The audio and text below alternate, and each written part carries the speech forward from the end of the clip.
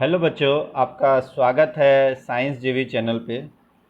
बच्चों, आज हम करने वाले हैं प्रकाश अपवर्तन के बारे में। और ये चैप्टर जो 7 है आपका, प्रकाश परावर्तन तथा अपवर्तन, चैप्टर 9, उसका ये सेकंड पार्ट होने वाला है। फर्स्ट पार्ट इससे पहले हो गया। अगर आपने फर्स्ट पार्ट नहीं देखा है तो फर्स्ट पार्ट को देख लो।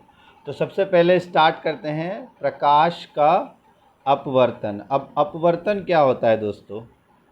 अगर हम अपवर्तन की बात करें तो जब भी प्रकाश एक माध्यम से दूसरे माध्यम में तिरछा होकर जाता है, जैसे एक माध्यम है, इससे प्रकाश दूसरे माध्यम में तिरछा होकर प्रवेश करता है, तो दूसरे माध्यम में क्या होता है, इसके संचरण की दिशा बदल जाती है।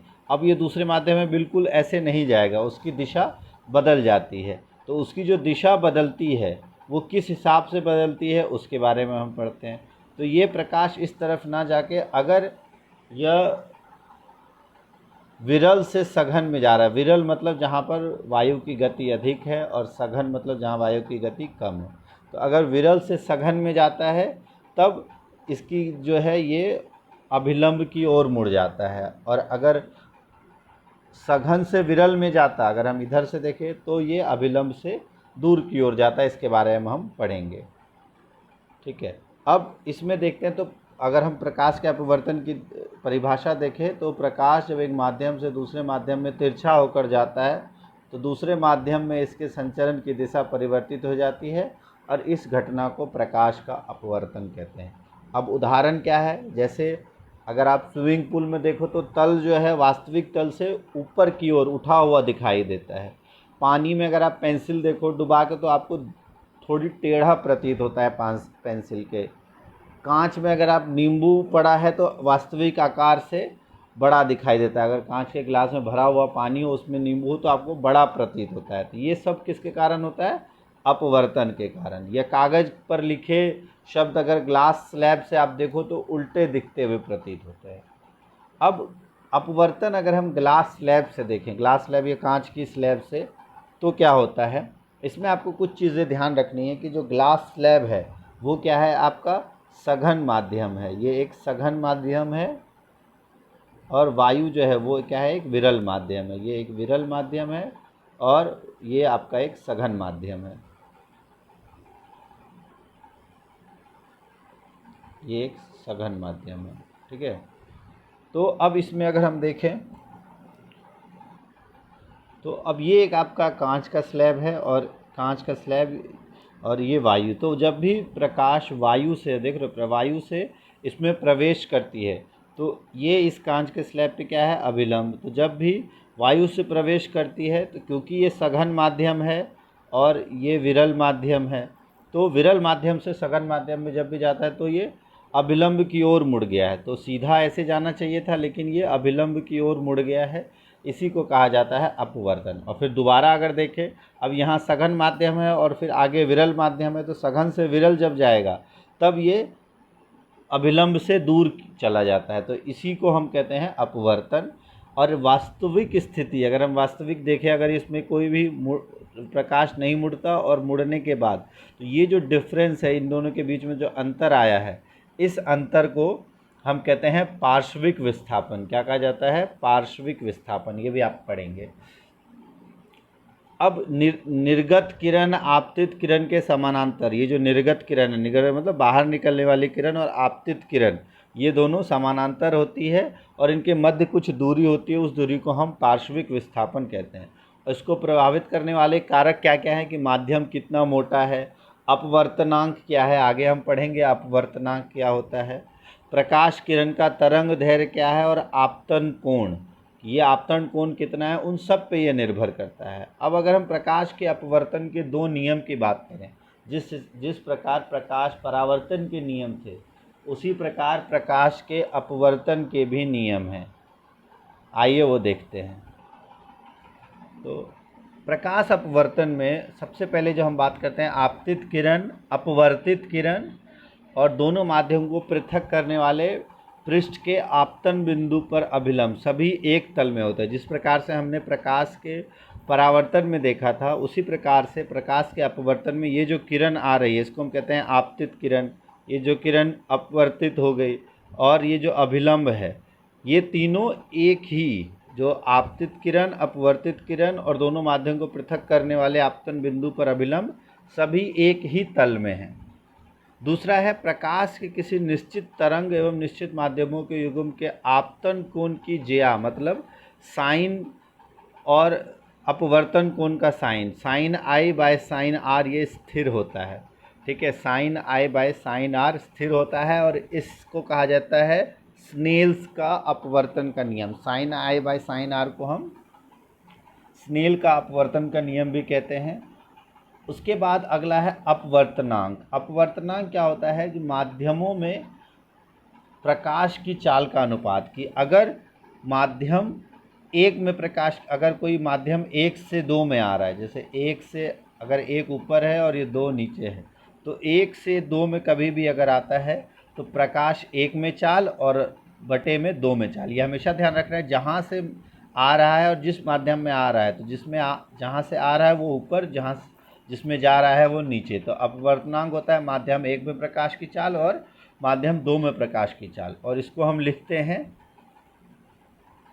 और माध्यम N21 माध्यम 2 का माध्यम 1 के सापेक्ष अपवर्तनांक। इसका मतलब क्या होता है, तो ये होता है आपका वेलोसिटी, जो प्रकाश की चाल माध्यम 1 में, उसको डिवाइड करते हैं माध्यम 2 से, तो N12 का मतलब होता है जब प्रकाश 1 से 2 में जा रही है, N21, और जब 12 का मतलब होता है जब प्रकाश 2 से 1 में जा रही है। तो जिसमें से प्रकाश दूसरे माध्यम में जाती है उसमें प्रकाश की गति, और उसको हम भाग देते हैं जिस माध्यम में प्रवेश कर रही है उससे प्रकाश की गति।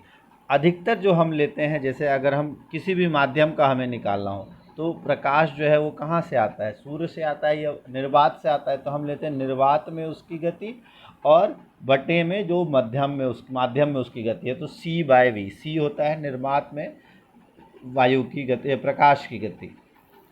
अब इसी ऐसे अपवर्तनांक को हम कहते हैं निरपेक्ष अपवर्तनांक। यदि माध्यम 1 निर्वात या वायु है और माध्यम 2 का अपवर्तनांक निर्वात के सापेक्ष माना जाए, तो इस अपवर्तनांक को हम निरपेक्ष अपवर्तनांक कहते हैं।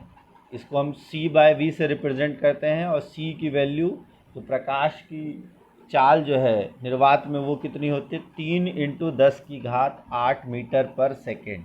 और अपवर्तनांक सबसे अधिक किसका होता है, हीरे का अपवर्तनांक सबसे अधिक होता है। अब अगर हम यहाँ अपवर्तनांक और जो प्रकाश की चाल माध्यम में देखें, तो ये कैसे होती है, व्युत्क्रमानुपाती, क्योंकि ये कांस्टेंट है ऊपर वाली वैल्यू, तो ये किसके व्युत्क्रमानुपाती है। अगर अपवर्तनांक अधिक है, इसका अर्थ है कि उस माध्यम में प्रकाश की चाल कम होगी, और अगर अपवर्तनांक कम है तो प्रकाश की चाल उस माध्यम में अधिक होगी।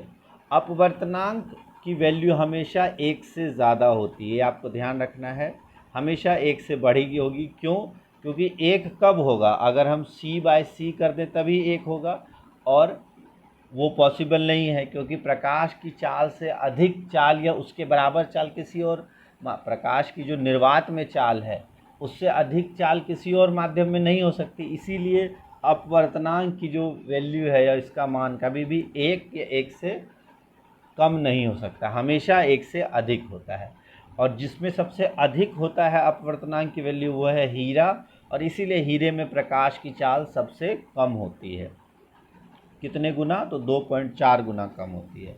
अब है प्रकाशिक सघन माध्यम। तो जब दो माध्यम की तुलना की जाती है तो अधिक अपवर्तनांक वाला माध्यम दूसरे की अपेक्षा प्रकाशिक सघन होता है, और उसमें उसकी प्रकाश की जो गति है वो कम होती है। और विरल माध्यम, अगर दो माध्यम की तुलना करें, जैसे वायु और कांच की बात करें, तो कांच में प्रकाश की गति कम है, तो वायु के सापेक्ष में जो कांच है वो कैसे हो जाता है, वो सघन माध्यम है, और कांच के सापेक्ष में वायु जो है वो विरल माध्यम हो जाता है। तो दो माध्यमों की तुलना करते समय कम अपवर्तनांक वाला माध्यम प्रकाशिक विरल माध्यम है। ठीक है।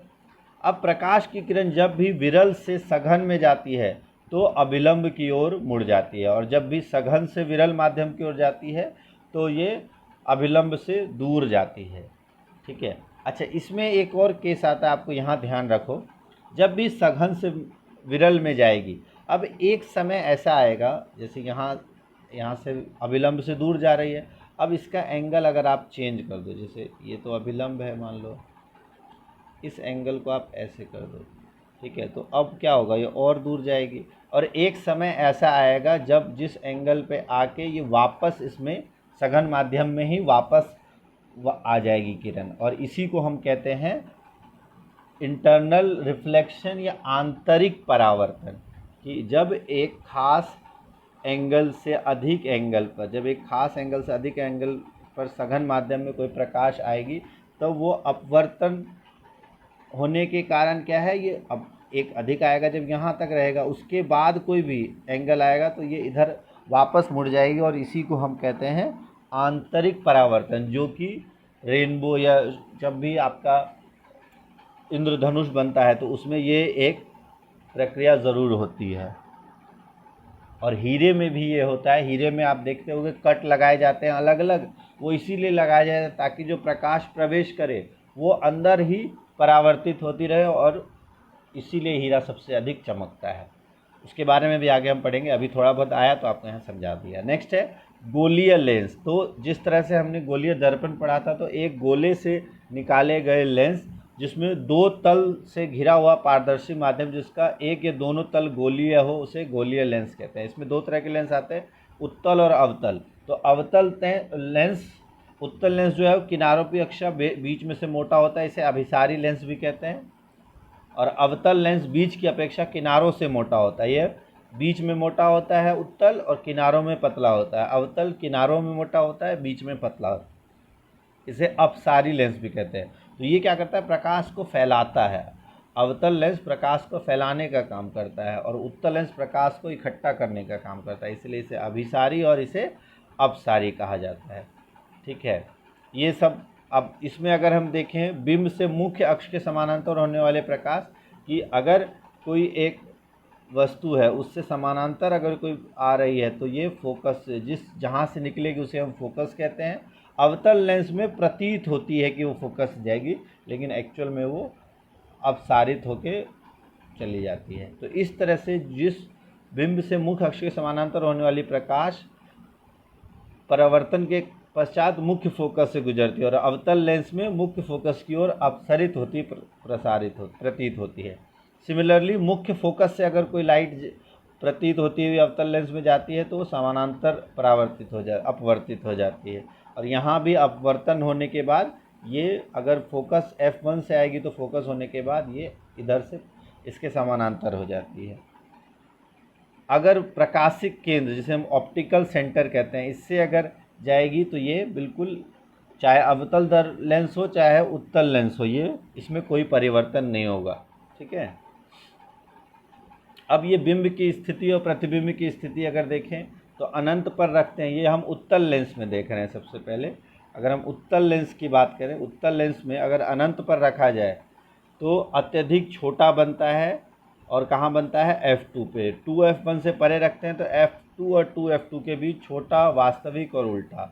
2F1 पे रखते हैं तो 2F2 पे समान आकार वास्तविक तथा उल्टा। F1 और 2F1 के बीच रखते हैं तो 2F2 से परे बनता है, आवर्धित बनता है, वास्तविक और उल्टा। बस एक स्थिति में आपका सीधा और आभासी बनेगा, वो जब प्रकाशिक केंद्र और F1 के बीच रखा जाएगा, और जिस ओर बिंब है उसी लेंस की ओर बनता है, आभासी तथा सीधा। ये आपको पता होना चाहिए। ये किरण आरेख अलग अलग स्थिति के लिए है। अगर हम अनंत से आता है तो फोकस पे चला जाएगा, अगर 2F1 से परे रखेंगे तो F2 और 2F2 के बीच में बनेगा, अगर 2F1 पे रखते हैं तो यहाँ 2F2 पे बनता है, अगर F2F1 और F1 के बीच रखेंगे तो ये F2 से परे उल्टा। जहाँ भी किरण मिल के बन रही है वो हमेशा वास्तविक प्रतिबिंब होगा, उल्टा बनेगा। वास्तविक हमेशा उल्टा बनता है, ये आपको ध्यान रखना है। ठीक है। पांचवा, अगर F1 पे होगी तो वो अनंत पे जाकर मिलती है, अत्यधिक छोटी। और अगर F1 और ऑप्टिकल सेंटर के बीच होती है तो वो आभासी बनेगी, सीधी बनेगी, और लेंस के जिस तरफ वस्तु रखी गई है उसी तरफ बनेगी। और अवतल लेंस में दो स्थिति होती है, अनंत पर होगी तो वो फोकस पर बनाएगी अत्यधिक छोटा, आभासी और सीधा, और अनंत और लेंस के बीच कहीं भी होगी तो F1 और O के बीच बनेगा। कहाँ पर? F1 और O के बीच में प्रतिबिंब बनेगा, चाहे कहीं भी वस्तु रखी हो। ठीक है, तो यही आपको एक ध्यान रखना है। तो इसलिए अवतल लेंस हमेशा सीधा और छोटा प्रतिबिंब बनाता है, ये आपको ध्यान रखना है। अब इसके चिन्ह अगर हम देखें तो ये इससे पहले जो हमने चिन्ह परिपाटी पढ़ी उसी के अनुसार अपनाते हैं लेंस में, लेकिन जो भी माप है वो O से लिए जाते हैं। ठीक है, प्रकाशीय केंद्र। लेंस सूत्र होता है 1/v minus 1/u equal to 1/f, जिसमें v है प्रतिबिंब की स्थिति, u है बिंब यानी वस्तु की स्थिति, प्रकाशिक केंद्र से वस्तु की दूरी, f होता है फोकस दूरी। आवर्धन होता है हाइट ऑफ इमेज या प्रतिबिंब की ऊंचाई और बिंब की ऊंचाई, और जो इस केस में वैल्यू हो जाती है v/u या प्रतिबिंब की दूरी डिवाइडेड बाय बिंब की दूरी।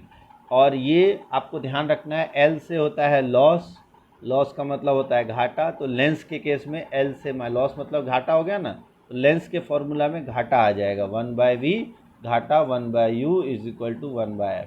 और दर्पण में इसका उल्टा होता है तो 1/v प्लस 1/u। और आवर्धन के केस में यहाँ नेगेटिव आ गया लेंस में, तो आवर्धन में यहाँ पॉजिटिव v/u आ जाएगा। ठीक है, तो ये आपको पता होना चाहिए। तो ये कुछ अगर हम देखें, u की वैल्यू हमेशा नेगेटिव होती है, v की वैल्यू उत्तल लेंस में सब जगह पॉजिटिव होती है, बस एक जब जगह नेगेटिव होती है। f हमेशा उत्तल लेंस में पॉजिटिव होता है, इसमें हमेशा नेगेटिव होता है। h हमेशा पॉजिटिव होता है, इसमें हमेशा HO हाइट ऑफ ऑब्जेक्ट हमेशा पॉजिटिव लेते हैं।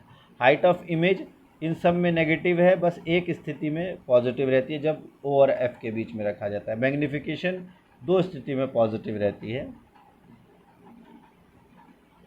अब लेंस की क्षमता की हम बात करें।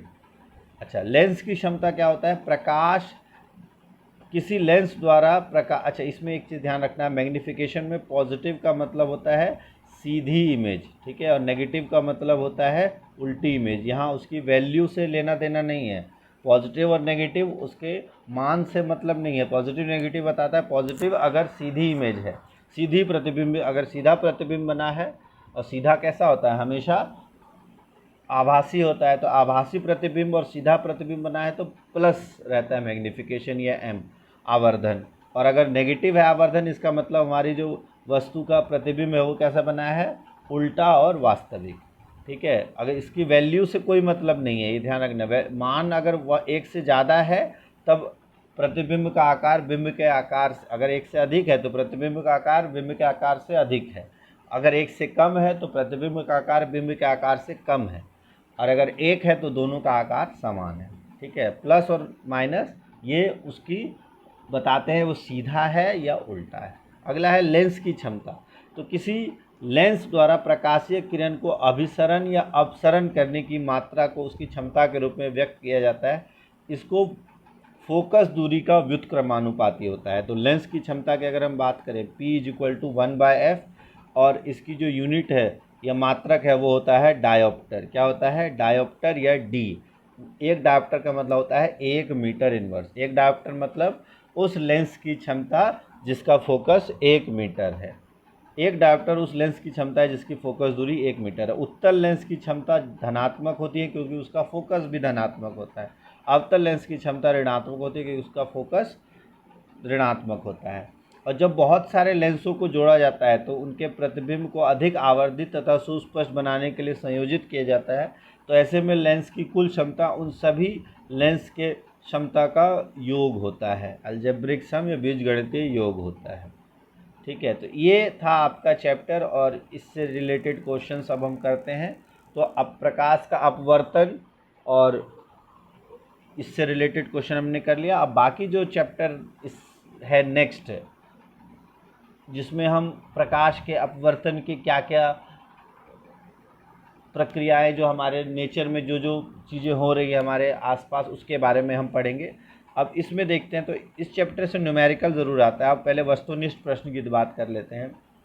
ठीक है, ये समतल दर्पण की फोकस दूरी, तो ये कुछ इंपॉर्टेंट क्वेश्चंस देख लेते हैं। समतल दर्पण की फोकस दूरी।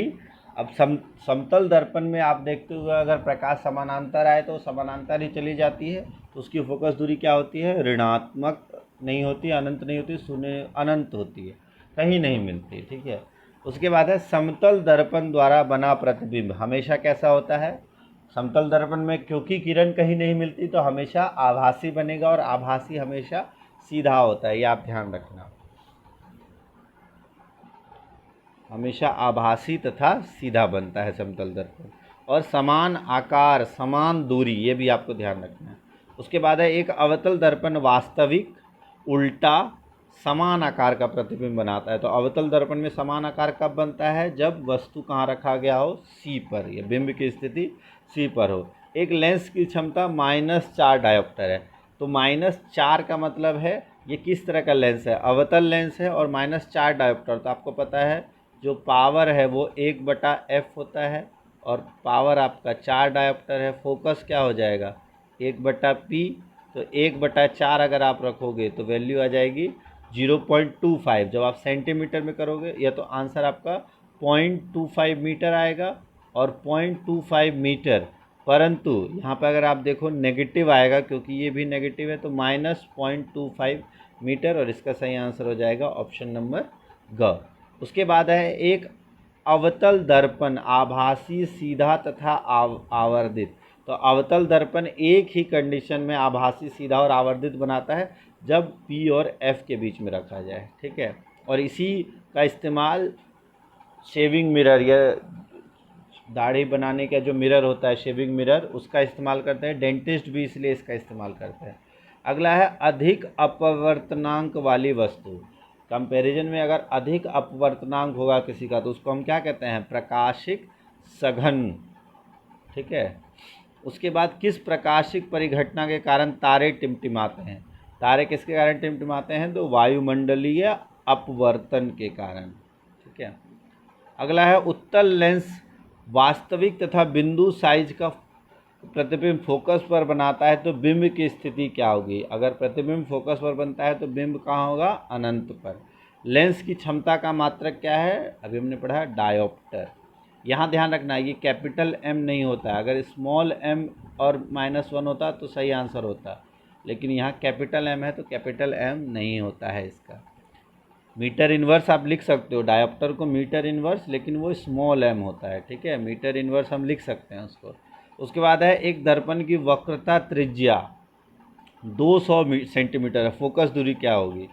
अब आपको पता है वक्रता त्रिज्या, तो फोकस दूरी होगी वक्रता त्रिज्या जो f है वो r/2, तो इसका आंसर 100 होगा। सही, वो गलत दिया है 200, 100 इसका सही आंसर होगा। अगला है रिक्त स्थान भरना है। इसको आप, ये वाला क्वेश्चन आप कमेंट बॉक्स में लिखो, पांचों के आंसर देखते हैं आप लोग को कितना समझ में आया। समतल दर्पण द्वारा बनने वाला प्रतिबिंब हमेशा कैसा होता है, पहले आप कमेंट करो फिर मैं बताता हूँ। गोलीय दर्पण जिसका परावर्तक पृष्ठ अंदर की ओर अर्थात गोले की केंद्र की ओर वक्रित है वह दर्पण कहलाता है। एक गोलीय दर्पण की फोकस दूरी उसकी वक्रता त्रिज्या की, और प्रकाश की गति, प्रकाश की किरणें हमेशा। ठीक है। अब आपने लिख दिया होगा आंसर, अब चेक कर लो आंसर अपना क्या है। समतल द्वारा बनने वाला प्रतिबिंब हमेशा कैसा होता है, सीधा। ठीक है, हमेशा सीधा होगा और आभासी होगा। ठीक है, तो ये आप लिख सकते हो सीधा आभासी, और भी लिख सकते हो आप समान आकार का, समान दूरी पर दर्पण के पीछे। उसके बाद है गोलीय दर्पण जिसका परावर्तक पृष्ठ अंदर की ओर हो, अंदर की ओर तथा गोले के केंद्र की ओर वक्रित हो। अब परावर्तक पृष्ठ जो है वो केंद्र की ओर वक्रित है, ये परावर्तक पृष्ठ है और ये केंद्र की ओर वक्रित है, मतलब इधर से पॉलिश्ड है। तो ये कैसा दर्पण है, ये होता है आपका अवतल दर्पण। तो इसमें आ जाएगा आपका अवतल दर्पण। फिर है एक गोलीय दर्पण की फोकस दूरी उसकी वक्रता त्रिज्या की आधी। ठीक है, कितनी होती है, आधी होती है, जो अभी हमने किया ना ये आधी। फिर है प्रकाश की गति कितनी होती है, पढ़ा हमने 3.0 × 10⁻⁸ मीटर पर सेकेंड। ठीक है। इसको याद रखने के लिए आप याद रख सकते हो 3 लाख किलोमीटर प्रति सेकंड। प्रकाश की किरणें हमेशा में गति करती हैं, तो हमेशा कैसी गति होती है? सीधी रेखा में, हमेशा सीधी रेखा में गति करती है। ठीक है, हमेशा सीधी रेखा में गति करती है। तो इस तरह से ये पांचों क्वेश्चन था। उम्मीद है आपने सही किया होगा। अब एक शब्द या एक वाक्य में उत्तर देना है, तो आप आसानी से इस क्वेश्चंस को नोट कर लो और ट्राई करना। फिर अति लघु क्वेश्चंस और इस तरह के क्वेश्चंस फिर हम नेक्स्ट क्लास में करेंगे। ठीक है, इससे रिलेटेड क्वेश्चन ये देख लो आप, CBSE 2018 में आया हुआ क्वेश्चन है ये। लेंस की क्षमता क्या होती है, मात्रक क्या होता है, और ये सारे क्वेश्चन, ये चारों क्वेश्चंस आप नोट करो और इसके आंसर्स लिखो। कमेंट बॉक्स में इसका आंसर लिखो। देखते हैं आपको कितना समझ में आया। नहीं कुछ क्वेश्चन समझ में आया तो आप बताओ, उसका फिर हम करेंगे। 3 से लेके 7 तक के आप कमेंट बॉक्स में आंसर लिखो। और अगर आपको कोई क्वेश्चन समझ में नहीं आता है, जैसे 3 से 6 कर लो, 7वां तो अलग है। ये चारों CBSE में आए हुए क्वेश्चन है, एग्ज़ाम पॉइंट ऑफ व्यू से काफ़ी इंपॉर्टेंट है, इसको आप करो। और बाकी अगर आपने फर्स्ट पार्ट नहीं देखा है, फर्स्ट पार्ट भी देख लो। इसके आंसर्स जल्दी ही आप कमेंट बॉक्स में लिखोगे, मैं आंसर पिन कर दूंगा। जिसने भी सही किया होगा उसके आंसर को पिन कर दिया जाएगा। और तब तक के लिए आप अपनी पढ़ाई करते रहो। नेक्स्ट वीडियो में अब हम अगला चैप्टर करेंगे। और अगर आपने अभी तक इस चैनल को सब्सक्राइब नहीं किया है तो चैनल को सब्सक्राइब कर लो, बेल आइकन को दबा लो, ताकि नेक्स्ट वीडियो जब भी आए तो आपको फटाफट नोटिफिकेशन मिल जाए। और अपने दोस्तों तक ज़रूर शेयर कर दो। साथ मिलके पढ़ाई करो और अच्छा स्कोर करो। Thanks for watching science GV।